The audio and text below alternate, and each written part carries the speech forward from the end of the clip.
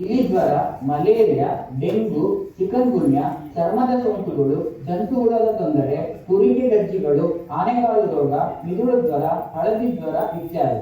So ಇದರಲ್ಲಿ second column ಏನಿದೆ rarest but ಆಗಬಾರ್ದಂತಿಲ್ಲ. ಬಟ್ ಫಸ್ಟ್ ಕಾಲಮ್ ಏನಿದೆ it you commonly see soon after the disaster. But there is one myth. ಏನಪ್ಪಾ ಅಂದ್ರೆ ಆ ಮಿತ್ ಸುಳ್ಳು, ನಮ್ಮ ತಪ್ಪು ಕಲ್ಪನೆ ಏನಂತೇಳಿ ಹೇಳಿದ್ರೆ, ಒಂದು ವಿಪತ್ತು ಸಂಭವಿಸಿದ ಮೇಲೆ ವಿಪತ್ತಿನ ನಂತರ ಸಾಂಕ್ರಾಮಿಕ ರೋಗ ಬಂದೇ ಬರುತ್ತದೆ.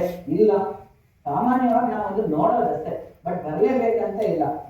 ಹೇಗೆ ಅದನ್ನು ತಡೆಗಟ್ಟಬಹುದು ಅಂತ ಹೇಳಿದ್ರೆ, ಶುದ್ಧ ನೀರು, ಉತ್ತಮವಾದ ನೈರ್ಮಲ್ಯ ಮತ್ತು ಶುಚಿತ್ವದಿಂದ ಖಂಡಿತವಾಗಿ ಸಾಂಕ್ರಾಮಿಕ ರೋಗ ಅಂದ್ರೆ epidemic outbreak, communicable disease outbreak ಅಂತ ನೀವೇನ್ ಕರಿತೀರಿ, ಅದನ್ನು ಖಂಡಿತವಾಗಿ ತಡೆಗಟ್ಟಲಿಕ್ಕೆ ಸಾಧ್ಯ ಇದೆ.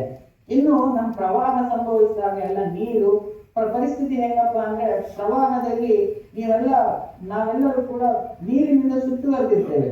ನೀರು ಬೇಕಾದಷ್ಟು ಲಭ್ಯ ಇರ್ತದೆ, ಆದ್ರೆ ನಮ್ಗೆ ಬೇಕಾಗಿರುವಂತ ನೀರಿನ ಲಭ್ಯ ಇರುವುದಿಲ್ಲ, ಅಥವಾ ದೈನಂದಿನ ಚಟುವಟಿಕೆಗೆ ಬೇಕಾಗಿರುವಂತದ್ದು ಶುದ್ಧವಾದ ನೀರಿನ ಅಲಭ್ಯತೆ ಇರ್ತದೆ. ಅದೇ ರೀತಿಯಾಗಿ ನೀವು ಬರಗಾಲಕ್ಕೆ ಬಂದ್ರೆ ಪರಿಸ್ಥಿತಿ ಏನಂತ ಹೇಳಿದ್ರೆ, ನೀರಿನ ಪ್ರಮಾಣವೇ ಕಡಿಮೆಯಾಗಿ ಲಭ್ಯ ಇರ್ತದೆ. ಹಾಗಾಗಿ ಈ ವಿಪತ್ತು ಅನ್ನುವಂಥದ್ದು ಒಂದು ಸಂಕೀರ್ಣವಾದ, ಜಟಿಲವಾದ ಒಂದು ಪರಿಸ್ಥಿತಿಯನ್ನ ನಮ್ಮೆದುರು ತೆರೆದುಕೊಳ್ತದೆ. ಸೊ ಹಾಗಾಗಿ ನೀರು, ನೈರ್ಮಲ್ಯ, ಸ್ವಚ್ಛತೆಯ ಬಗ್ಗೆ ನಾವು ಗಮನ ಕೊಡುವಂಥದ್ದು ಬಹಳ ಮುಖ್ಯ. ನೀವು PS ಸ್ಟ್ಯಾಂಡರ್ಡ್ಸ್ ನೋಡಕ್ ಹೋದ್ರೆ ವಾಶ್ ಅನ್ನುವಂಥದ್ದೇ ಒಂದು ಕಾಂಪೊನೆಂಟ್ ಇದೆ. ಅದ್ರ ಬಗ್ಗೆ ಸಂಕ್ಷಿಪ್ತವಾಗಿ ನಾನು ನಿಮ್ಗೆ ಹೇಳಲಿಕ್ಕೆ ಪ್ರಯತ್ನವನ್ನ ಮಾಡ್ತೇನೆ. ಸೊ ಈಗ ಪ್ರಪಂಚದಾದ್ಯಂತ ನೀವು ಮಾಡಿರುವಂತದ್ದು ಸ್ಟಡಿ ಎಕ್ಸ್ಪೀರಿಯನ್ಸ್ ಇದ್ರ ಪ್ರಕಾರ ಏನ್ ಹೇಳುತ್ತೆ ಅಂದ್ರೆ, ಪ್ರಪಂಚದಾದ್ಯಂತ ತುರ್ತು ಪರಿಸ್ಥಿತಿಯಲ್ಲಿ ಅತಿ ಹೆಚ್ಚು ಸಾವಿಗೆ ಕಾರಣವಾಗುವ ತೊಂದರೆಗಳು ಯಾವ್ದಂತೇಳಿ ಹೇಳಿದ್ರೆ, ಒಂದನೇದು ಅತಿಸಾರ ಭೇದಿ. ನಿಮ್ಗೆ ಕಾಣಿಸ್ತಾ ಇದೆ ಮೇಜರ್ ಚಂಟ್ ಅನ್ನುವಂಥದ್ದು. ಆಮೇಲೆ ಮೇಲ್ಭಾಗದ ಉಸಿರಾಟದ ಸೋಂಕುಗಳು. ನೆಕ್ಸ್ಟ್ ಪ್ಲೇಸ್ ಯಾವ್ದು ಬರೋದು ಅಂತೇಳಿ ಹೇಳಿದ್ರೆ ಇದು ಯಾವುದು, ಮಲೇರಿಯಾ. ಅಂದ್ರೆ ಅತಿಸಾರ ಭೇದಿ ಅಂದ್ರೆ upper respiratory tract equally contributing 19%. Malaria, measles ಒಂದು 7%, ಆಮೇಲೆ ಮಲೇರಿಯಾ ಒಂದು 5%, ಆಮೇಲೆ ಅಪೌಷ್ಟಿಕತೆ ಮತ್ತು ರೋಗ ನಿರೋಧಕ ಶಕ್ತಿ. ಪುನಃ ನಾನು ಒಂದು ವಿಷಯವನ್ನ ಸ್ಟ್ರೆಸ್ ಮಾಡ್ಲಿಕ್ಕೆ ನಾನು ಹೋಗ್ತೀನಿ. ಏನಂತೇಳಿ ಹೇಳಿದ್ರೆ, ಇದೆಲ್ಲ ಪ್ರಾರಂಭ ಎಲ್ಲಿದಾಗುದು ಅಂತೇಳಿ ಹೇಳಿದ್ರೆ ಮಾಲ್ ನ್ಯೂಟ್ರಿಷನ್ ಅಂದ್ರೆ ಅಪೌಷ್ಟಿಕತೆ. ಈ ಅಪೌಷ್ಟಿಕತೆಯಿಂದ ಏನ್ ಪ್ರಾರಂಭ, ಅಪೌಷ್ಟಿಕತೆ ಆದ್ರೆ ಅಂದ್ರೆ ಆಹಾರದ ಭದ್ರತೆ ಮತ್ತು ಆಹಾರದ ಲಭ್ಯತೆ ಕಡಿಮೆ ಆದಾಗ ಅಪೌಷ್ಟಿಕತೆ ಬರ್ತದೆ. ಆ ಅಪೌಷ್ಟಿಕತೆ ಯಾರನ್ನು ಹೆಚ್ಚಾಗಿ ಎಫೆಕ್ಟ್ ಮಾಡುತ್ತೆ ಅಂತೇಳಿ ಹೇಳಿದ್ರೆ, 5 ವರ್ಷಕ್ಕಿಂತ ಕೆಳಗಿನ ಮಕ್ಕಳು, ಪ್ರೀನೇಟ್ ಅಂದ್ರೆ ಆಂಟಿನೇಟಲ್, ಪೋಸ್ಟ್ ನೇಟಲ್ ಮದರ್ಸ್ ಏನಿರ್ತಾರೆ ಅವರು, ವಯೋವೃದ್ಧರು, ಇವರೆಲ್ಲರಿಗೂ ಅಪೌಷ್ಟಿಕತೆ ಉಂಟಾಗಬಹುದು. ಆ ಅಪೌಷ್ಟಿಕತೆ ಏನ್ ಮಾಡುತ್ತೆ ಅಂತ, ಅಪೌಷ್ಟಿಕತೆಗೆ ಇನ್ನೊಂದು ಫ್ಯಾಕ್ಟರ್ ಆಡ್ ಆಗುತ್ತೆ ಏನಂತೇಳಿ ಹೇಳಿದ್ರೆ ಮಾನಸಿಕವಾದ ಅಸ್ವಸ್ಥತೆ ಅನ್ನುವಂಥದ್ದು. ಇದೆಲ್ಲ ಸೇರಿ ಏನಾಗುತ್ತೆ ಅಂತೇಳಿ ಹೇಳಿದ್ರೆ ನಿಮ್ಮ ರೋಗ ನಿರೋಧಕ ಶಕ್ತಿ ಕಡಿಮೆ ಆಗುತ್ತೆ. ಆ ರೋಗ ನಿರೋಧಕ ಶಕ್ತಿ ಕಡಿಮೆ ಆದಾಗ ಒಂದಿಷ್ಟು ಅವಕಾಶವಾದಿ ಸೋಂಕುಗಳು ಬರುವಂತದ್ದು ಸಾಧ್ಯತೆಗಳು ಡಿಸಾಸ್ಟರ್ ವಿಕ್ಟಿಮ್ಗೆ ಜಾಸ್ತಿ ಆಗುತ್ತೆ.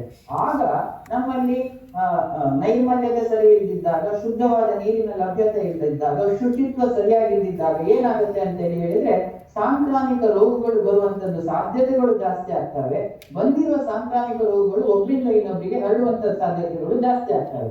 ಸೊ ಹಾಗಾಗಿ ಇಲ್ಲಿಗ ನಾವು ದಪ್ಪ ಅಕ್ಷರದಲ್ಲಿ ಹೇಳ್ಬೇಕೇನಂತೇಳಿ ಹೇಳಿದ್ರೆ, ನೀರು, ನೈರ್ಮಲ್ಯ, ಸ್ವಚ್ಛತೆ ಇದು 3 ವಿಪತ್ತಿನಲ್ಲಿ, ತುರ್ತು ಪರಿಸ್ಥಿತಿಯಲ್ಲಿ ಬಹಳ ಮುಖ್ಯವಾಗಿರುವಂತದ್ದು ಇಂಟರ್ವೆನ್ಷನ್ ಆಗಿರ್ತದೆ. ಸೊ ಈಗ ನೀರು, ನೈರ್ಮಲ್ಯ, ಸ್ವಚ್ಛತೆಯನ್ನ ಹೇಗೆ ತಡೆಗಟ್ಟುತ್ತದೆ, ಅದರಿಂದ ಉತ್ಪಾದನೆ ಆಗುವಂತದ್ದು ಬಹಳ ಮುಖ್ಯವಾದ ಡಿಸೀಸ್ ಅತಿಸಾರ ಭೇದಿ ಅಂದ್ರೆ ಡಯೇರಿಯಾ ಅಂತ ನೀವು ಕರಿತೀವಿ. ಅದನ್ನು ಹೇಗೆ ತಡೆಗಟ್ಟಬಹುದು? ನಾವು ಮೊದಲಿಂದ ಇದು public health very good model. ಇದು ಏನಪ್ಪಾ ಅಂತ ಹೇಳಿದ್ರೆ 5S ಮಾಡೆಲ್ ಅಂತ. ಸೊ ಬಹಳ ಮುಖ್ಯವಾಗಿ ಏನಾಗುತ್ತೆ ಅಂತ ಹೇಳಿದ್ರೆ, ನೀರಿಗೆ ಯಾವುದು ಕಲುಷಿತಗೊಳ್ಳುತ್ತೆ ಅಂತ ಅಂದ್ರೆ ನಮ್ಮ ದೇಹಕ್ಕೆ ಯಾವುದು ಹೋಗ್ಬೋದು ಅಂತ ಹೇಳಿದ್ರೆ, ಮಲ ಅನ್ನುವಂಥದ್ದು ಸರಿಯಾಗಿ ವಿಲೇವಾರಿ ಮಾಡ್ತಾ ಇದ್ದಾಗ ಅದು ನೀರಿನಲ್ಲಿ ಬೆರೆತುಕೊಂಡು, ಇಲ್ಲಿ ತೋರಿಸ್ತಾ ಇದೆ ಚಿತ್ರ, pieces of the infected person ಅದು ಎಲ್ಲಿ ಸೇರ್ಬೋದು, ನಮ್ಮ ನೀರಿನ ಜೊತೆಗೆ ಮಿಶ್ರಣ ಆಗ್ಬೋದು. ಆ ಕಲುಷಿತ ನೀರನ್ನು ಕುಡಿಯೋದ್ರಿಂದ ನಮ್ಗೆ ಅತಿಸಾರ ಭೇದಿ ಬರ್ಬೋದು.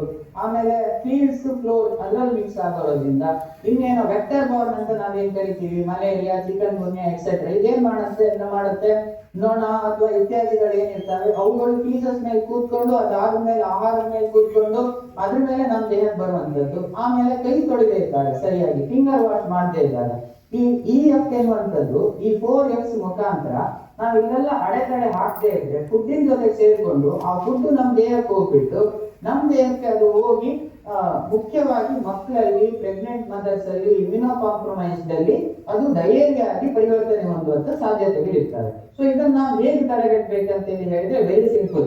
ಮೊದಲು ನಾವೇನ್ ಮಾಡ್ಬೇಕಂತ ಹೇಳಿ ಹೇಳಿದ್ರೆ ಮಲದ ವಿಲೇವಾರಿ ಏನಿದೆ ಅದನ್ನ ಸರಿಯಾಗಿ ಮಾಡ್ಬೇಕು. ಅಂದ್ರೆ ಸರಿಯಾದ ಟಾಯ್ಲೆಟ್ಸ್ ಇರುವಂತದ್ದು, ಟಾಯ್ಲೆಟ್ ಕನ್ಸ್ಟ್ರಕ್ಷನ್ ಮಾಡೋದ್ರಿಂದ ನೀವು ಇದು ಮೂರಕ್ಕೆ ನೀವು ಬ್ಯಾರಿಯರ್ ಮಾಡ್ದಂಗೆ ಆಯ್ತು. ಏನಂತ ಹೇಳಿದ್ರೆ ಆ ಪೀಸಸ್ ಅನ್ನ ಎಕ್ಸ್ಟರ್ನಲ್ ಎನ್ವೈರನ್ಮೆಂಟ್ ಗೆ ನೀವು ಕಾಂಟ್ಯಾಕ್ಟ್ ಬರೋದಕ್ಕೆ ಬಿಡೋದಿಲ್ಲ.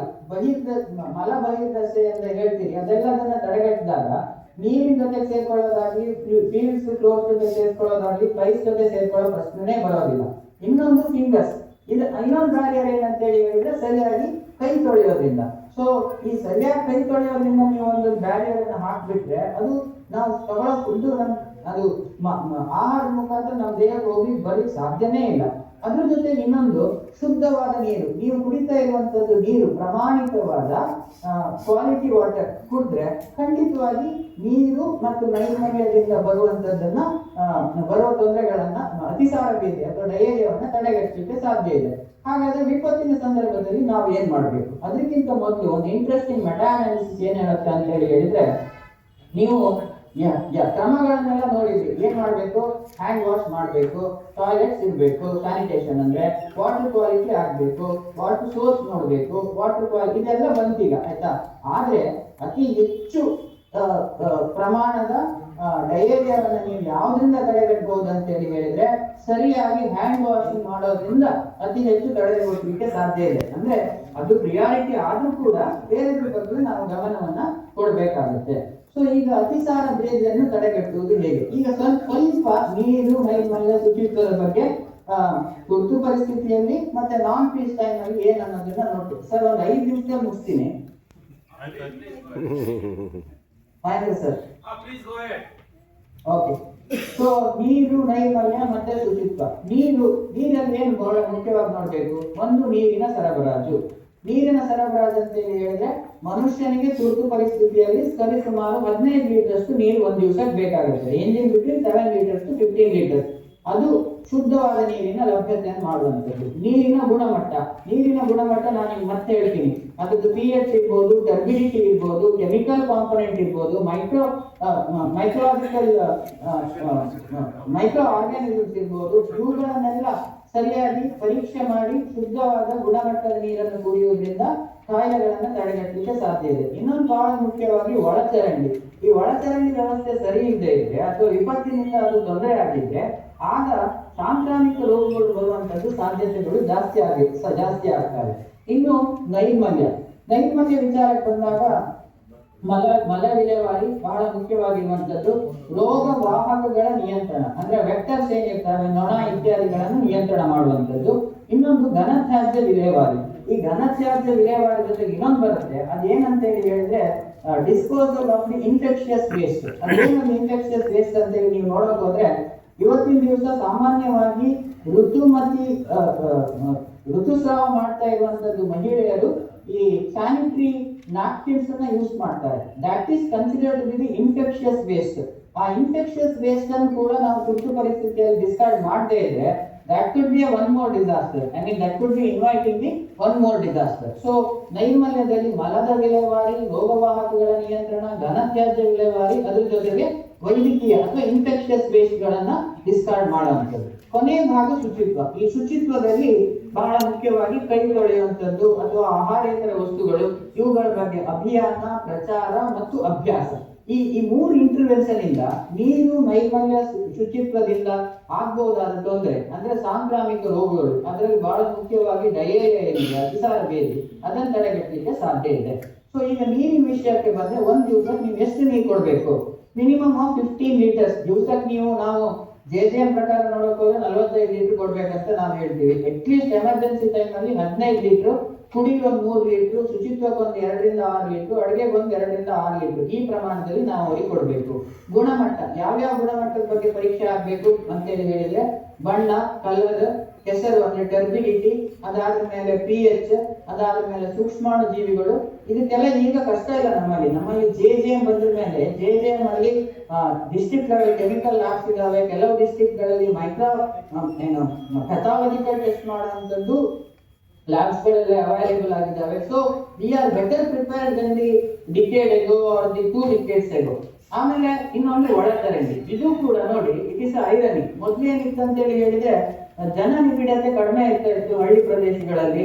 ಆಗ ನಿಮ್ಗೆ ಇನ್ಲೈನ್ ಟ್ರೀಟ್ಮೆಂಟ್ ಎಲ್ಲ ಇರ್ತಾ ಇರಲಿಲ್ಲ. ಈಗ ಡ್ರೈನೇಜ್ ಎಲ್ಲ ಬಂದ್ಬಿಟ್ಟಿದೆ. ಈ ಡ್ರೈನೇಜ್ ಎಲ್ಲ ಬಂದ ಮೇಲೆ ಏನಾಗಿದೆ ಅಂತ ಹೇಳಿದ್ರೆ ಡ್ರೈನೇಜ್ ಒಡೆದು ಹೋಗುವಂಥದ್ದು, ಅದರಿಂದ ತೊಂದರೆ ಬರುವಂಥದ್ದು, ಇದೆಲ್ಲ ಈಗಿನ ವಿಪತ್ತಿನ ಸಂದರ್ಭಗಳಲ್ಲಿ ನೀವು ಕಾಣುವಂಥದ್ದು ಬಹಳ ಮುಖ್ಯವಾದ ಸಮಸ್ಯೆಗಳಾಗಿರ್ತವೆ. ಸೊ ಉತ್ತಮವಾದ ಒಳಚರಂಡಿ ಇದ್ರೆ ರೋಗವನ್ನ ತಡೆಗಟ್ಟಲಿಕ್ಕೆ ಸಾಧ್ಯ ಇರ್ತದೆ, ನೀರು ಕಲುಷಿತಗೊಳ್ಳುವುದನ್ನು ತಡೆಗಟ್ಟಲಿಕ್ಕೆ ಸಾಧ್ಯ ಇರ್ತದೆ. ಇನ್ನು ಕೆಲವೊಂದು ತೊಂದರೆಗಳಾಗುವಂಥದ್ದು, ಇದು ಒಳಚರಂಡಿಗೆ ಸಂಬಂಧಪಟ್ಟದಲ್ಲ, ರಸ್ತೆ ತಡೆ, ಮುಳುಗಡೆ, ಆಮೇಲೆ ಮಾನಸಿಕ ಆರೋಗ್ಯ, ಇದೆಲ್ಲವೂ ಕೂಡ ಉತ್ತಮವಾದ ನೀರಿನ ಸರಬರಾಜು ಇದ್ದಾಗ ನೈರ್ಮಲ್ಯ ತೊಂದರೆ ಆದಾಗ ಇದೆಲ್ಲ ಆಗುವಂಥದ್ದು ಸಾಧ್ಯತೆಗಳಿರ್ತವೆ. ಇನ್ನು ನೈರ್ಮಲ್ಯಕ್ಕೆ ಬಂದರೆ ವಿಪತ್ತಿನ ಸಂದರ್ಭದಲ್ಲಿ ಒಂದು ಸ್ಟ್ಯಾಂಡರ್ಡ್ ಸ್ಪಿಯರ್ ಏನ್ ಹೇಳುತ್ತೆ ಅಂತ ಹೇಳಿದ್ರೆ, ನೀವು ಇದರಲ್ಲಿ ಯಾವುದು ವಸತಿ ವ್ಯವಸ್ಥೆ ಶೆಲ್ಟರ್ ಮಾಡಿದಾಗ 20 ಜನರಿಗೆ ಒಂದು ಟಾಯ್ಲೆಟ್ ಇರುವಂತದ್ದು. ಆಮೇಲೆ ಒಂದು 50 ಮೀಟರ್ ಏನಂತ ಹೇಳಿದ್ರೆ ಅದು ನಿಮ್ಗೆ ಇದರಿಂದ ದೂರ ಇರಬೇಕು, ಯಾವ್ದಂತ ಹೇಳಿದ್ರೆ ವಸತಿ ವ್ಯವಸ್ಥೆಯಿಂದ. ಆಮೇಲೆ ಹಂಗೆ ನೀವು ನೋಡ್ಬೇಕು ಏನಂತ ಹೇಳಿದ್ರೆ ಏನಾದ್ರು ವಾಟರ್ ಸೋರ್ಸ್ ಎಲ್ಲ ಅಲ್ಲಿದ್ರೆ ಅದರಿಂದನೂ ಕೂಡ ಸುಮಾರು 100 ಮೀಟರ್ ಆಗುವಷ್ಟು, 50ರಿಂದ 100 ಮೀಟರ್ ಆಗಿರುವಷ್ಟು ದೂರದಲ್ಲಿ ಶೌಚಾಲಯದ ಟೆಂಪರರಿ ಟಾಯ್ಲೆಟ್ ವ್ಯವಸ್ಥೆಯನ್ನ ಮಾಡಬೇಕು. ಆಮೇಲೆ ಸಮುದಾಯ ಬಳಸುವ ಶೌಚಾಲಯ, ಅಲ್ಲಿ ನೀರಿನ ವ್ಯವಸ್ಥೆ, ಅಲ್ಲಿ ಕೈ ತೊಳ್ಕೊಳ್ಳುವಂಥದ್ದು ಏನು ಆಫ್ಟರ್ ದಿ ಟಾಯ್ಲೆಟಿಂಗ್ ಅದು. ಆಮೇಲೆ ವೈಯಕ್ತಿಕ ಮತ್ತು ಕುಟುಂಬ ಸುರಕ್ಷತೆ ಅಂದ್ರೆ ಈ ವೆಕ್ಟರ್ ಬಾರ್ನ್ ಡಿಸೀಸ್ ಏನಿರ್ತಾವಲ್ಲ ಅದಕ್ಕೆ ನೀರು ನಿಲ್ಲುವುದನ್ನ ತಡೆಗಟ್ಟುವಂಥದ್ದು, ಆಮೇಲೆ ಡಿಸ್ಇನ್ಫೆಕ್ಷನ್ ಮಾಡುವಂಥದ್ದು ಆ ಏರಿಯಾಗಳಲ್ಲಿ. ಸೊ ಇದನ್ನೆಲ್ಲ ಏನಂತ ಹೇಳಿದ್ರೆ